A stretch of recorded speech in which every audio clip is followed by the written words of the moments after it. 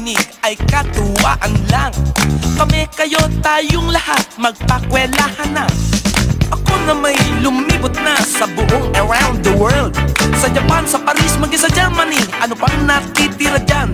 Hoy hoy, kukwento ko ang tuwa ng buong barkada na muling magsama-sama. Tanong dito, tanong doon, ano sa Hapon ang gwapo? Kamukha ko ne. Ano naman ang pangit? Kamukha mo ne. Ano naman ang tawag nila sa gawa ng sigarilyo? Simple lang mga pari ko, yosigawan ne. At ang katulong ay Otoso. ang comics, Wakasan. capital T-A-M-A-N, isa pang A. Tama na, sa Germany naman tayo ngayon. Sabi ng chick, ano naman sa Germany ang malutong na chicharon? Bronx.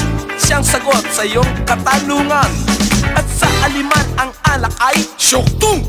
sarap. At ang beer house doon, alam nyo ba? Tungga. At ang disco naman nila ay Yukyugen. A, E, I, O, ulala, uchi, uchi, uy, uy, ulala, kuchi, kuchi. Ano sa France ang tawag nyo sa tao na balbon? Madamo siya. Ang hirit ko at yan ay totoo. At ang pansit naman doon ang tawag ay Miswa. mga ahas ay kilala sa tawag na Sawa. umiiyak na bata doon, ang wika ay uha! Nakakatakot na monster, ang tawag ay Aswa.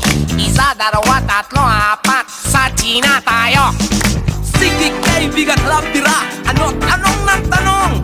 Paano sasabihin sa China ang singkong lugaw? Kosingalo. Pinakamasarap doon ay Pinyayap. at ano naman ang tawag mo sa tito at tita? Ising-isi. Chong, chong. Ano pa ba? Alam nyo ba ang hamburger ng taga-China? Doon ang hamburger puti ang tawag. Xiaopao. Mga atsing doon sa China ang tawag Chucky. At ang massage clinic doon ang tawag Sauna. Marami pa akong alam at sasabihin ko na. Alam nyo bang kape sa Iran ang tawag? Shaa.